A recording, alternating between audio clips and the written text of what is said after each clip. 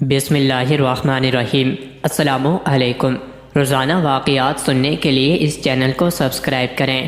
ایک مرتبہ حضرت عیسیٰ علیہ السلام سیر و سیاحت کر رہے تھے کہ انہوں نے بلند و بالا پہاڑ کی طرف دیکھا اور اس کی طرف جانے کا ارادہ کیا۔ جب اس پہاڑ کی چوٹی پر پہنچے تو ایک ایسا عجیب پتھر دیکھا جو دودھ سے زیادہ سفید تھا۔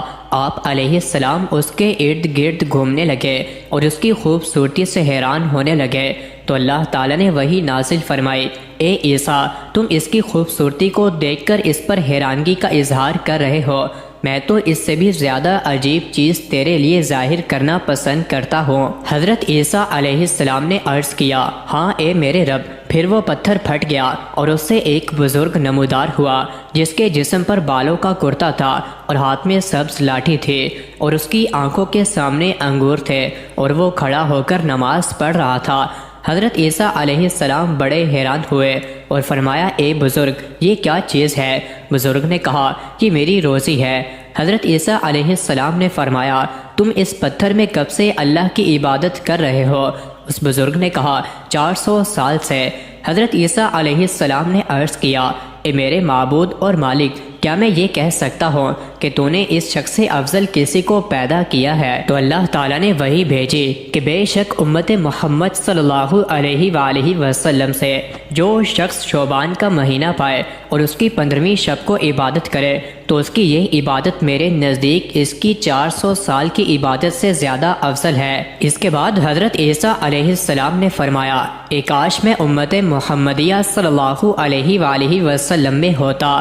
حکایت بیان کی جاتی ہے کہ طارق الصادق کو صادق اس لیے کہا جاتا ہے کہ ان کے ساتھ ایک عجیب و غریب واقعہ پیش آیا۔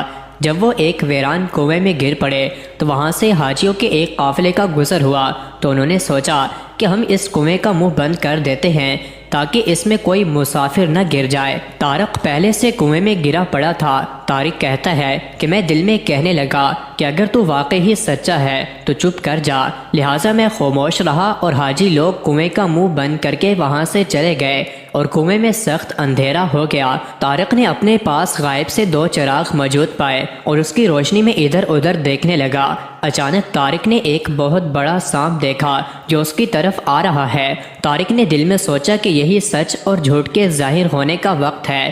جب وہ سانپ میرے قریب آیا تو مجھے گمان ہونے لگا کہ یہ مجھے نگل جائے گا۔ پھر وہ سانپ کنویں کے منہ پر چڑھا اور اپنی دم ان کی گردن میں ڈال کر پاؤں کے نیچے کے ڈول کی طرح اوپر کھینچا اور کنویں کے منہ پر جو کچھ بھی تھا اسے ہٹا کر اسے زمین کی طرف باہر نکال دیا۔ پھر اپنی دم اس کی گردن سے نکال لی تو ہاتف غیبی سے آواز آئی کہ تیرے رب کا لطف و کرم ہے کہ اس نے تجھے تیرے دشمن کے ذریعے نجات دی ہے، اس لیے طارق کا نام صادق پڑ گیا۔